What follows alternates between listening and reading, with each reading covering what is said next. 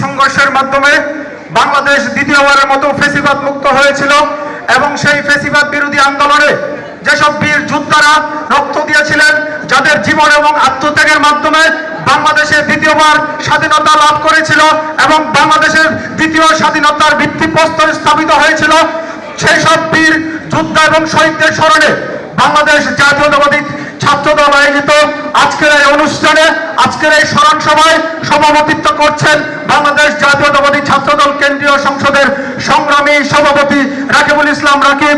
এবং আজকের এই অনুষ্ঠানে 1971 সালের মহান মুক্তিযুদ্ধ যারা ছিনতাই করেছিল তাদের পতন হয়েছিল 2024 সালে। ঠিক একইভাবে 2024 সালে যারা দাবি করে নিজেদেরকে সেই আন্দোলনের একক স্টেক হোল্ডার, তাদের কিন্তু 1971 সালে দেশের মানুষ লাল কার্ড দেখিয়েছিল। সুতরাং আমরা দেখতে পাচ্ছি 1971 সালের পরাজিত শক্তি এবং 2024 সালের পরাজিত শক্তির মধ্যে একটি কমন মিল হচ্ছে, তারা হচ্ছে ছিনতাইকারী, তারা হচ্ছে ক্রেডিট ছিনতাইকারী। তারা যেখানেই যায় সেখানেই ক্রেডিট ছিনতাই করার চেষ্টা করে। কিন্তু আমরা 1971 সালে শহীদ রাষ্ট্রপতি জিয়াউর রহমানের ঘোষণা করেছিলেন, I major Ziaur Rahman hereby declaring the independence of Bangladesh. এবং 2024 সালে বাংলাদেশ জাতীয়তাবাদী ছাত্রদল ঘোষণা দিয়ে রাজপথে নেমেছিল এবং এই দেশকে ফ্যাসিবাদ মুক্ত করেছিল। 1971 সালের যেমন ক্রেডিট আমরা কখনো চাইনি, আমরা নেওয়ার চেষ্টা করিনি, 2024 সালের ক্রেডিটও কিন্তু বাংলাদেশ জাতীয়তাবাদী ছাত্রদল ছিনিয়ে নেওয়ার চেষ্টা করেনি। সুতরাং আমরা বলতে চাই, যারা এই ক্রেডিট নেওয়া এবং ছিনতাইয়ের সাথে যারা জড়িত, তাদের পরিণতি বাংলাদেশে কিন্তু অতীতেও ভালো হয়নি, সামনেও ভালো হবে না।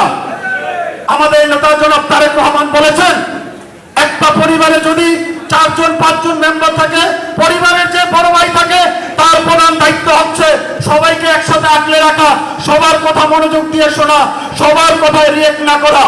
সুতরাং বিএনপি বাংলাদেশের সবচেয়ে বড় রাজনৈতিক দল হিসাবে এবং আমাদের নেতা, আমাদের অভিভাবক জনাব তারেক রহমান বাংলাদেশের সবচেয়ে বড় রাজনৈতিক দলের অভিভাবক হিসাবে তিনি কিন্তু অত্যন্ত ধৈর্যের পরিচয় দিচ্ছেন।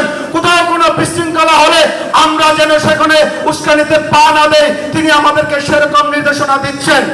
কিন্তু আমরা দেখলাম বিগত কয়েকদিনে বিভিন্ন ক্যাম্পাসে যেরকম অশ্লীল এবং অর্বাচীন স্লোগান দেওয়া হয়েছে, বাংলাদেশ জাতীয়তাবাদী ছাত্রদল তার প্রতিষ্ঠার দীর্ঘ 46 বছরও বাংলাদেশের কোন ক্যাম্পাসে এরকম অশ্লীল এবং অর্বাচীন স্লোগান কখনো দেয়নি।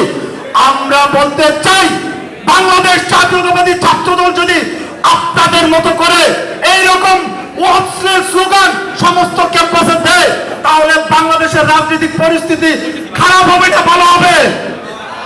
অত্যন্ত খারাপ হবে।